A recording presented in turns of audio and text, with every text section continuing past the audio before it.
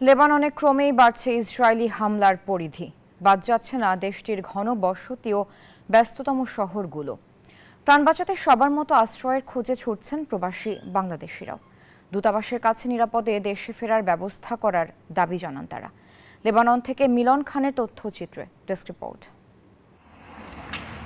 কিছুদিন আগেও উন্নত জীবনের আশায় যেসব প্রবাসী লেবাননে পাড়ি জমিয়েছিলেন, আজ তারাই প্রাণ বাঁচাতে নিরাপদ আশ্রয়ের সন্ধানে ছুটছেন। কারণ শুরুতে ইসরায়েলি বাহিনী শিয়া অধ্যুষিত এলাকাগুলোকে টার্গেট করলেও এখন লেবাননের বিভিন্ন ঘন বসতিপূর্ণ ও ব্যস্ততম শহরগুলোতে হামলা চালাচ্ছে। ফলে ভয় ও আতঙ্কে লেবাননবাসীর মতো প্রবাসী বাংলাদেশিরাও ছুটছেন নিরাপদ আশ্রয়ের খোঁজে। তবে বিভিন্ন জায়গায় প্রবাসী বাংলাদেশি কমিউনিটির উদ্যোগে খোলা হয়েছে আশ্রয় কেন্দ্র, যেখানে 2000-এর বেশি প্রবাসীদের থাকা খাওয়ার ব্যবস্থা করা হয়েছে।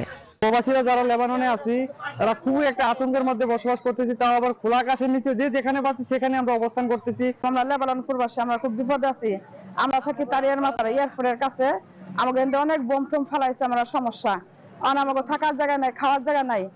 এখানে যে কোনো টাইমে বিমান হামলা, বোমা হামলা হতে পারে, খুব আতঙ্কে আছি। প্রধান উপদেষ্টার কাছে বিনীতভাবে রিকোয়েস্ট করব, সে যেন আমাদের বাংলাদেশ এম্বাসির সাথে যোগাযোগ করে আমাদের যে ভাই বোনেরা আছে তাদের দেশে প্রত্যাবর্তন করার জন্য খুব অতি দ্রুত যেন সে একটা পদক্ষেপ নেয়। এরই মধ্যে প্রবাসীদের এসব আশ্রয় কেন্দ্র পরিদর্শন করেছেন বাংলাদেশ দূতাবাস কর্তৃপক্ষ। এ সময় সরাসরি উপস্থিত না থাকলেও ভিডিও কলের মাধ্যমে প্রবাসীদের সঙ্গে কথা বলেন রাষ্ট্রদূত। বাংলাদেশি ভাইদেরকে যাতে সর্বোপরিভাবে আমরা সহযোগিতা করতে পারি। আমরা দূতাবাসের পক্ষ থেকে মাননীয় রাষ্ট্রদূত মহোদয়ের নির্দেশ ক্রমে এখন বিভিন্ন জায়গায় যাচ্ছি। গত কয়েকদিন ধরেই কিন্তু আমরা বিভিন্ন স্পটে খাবারের সহযোগিতা দিচ্ছি।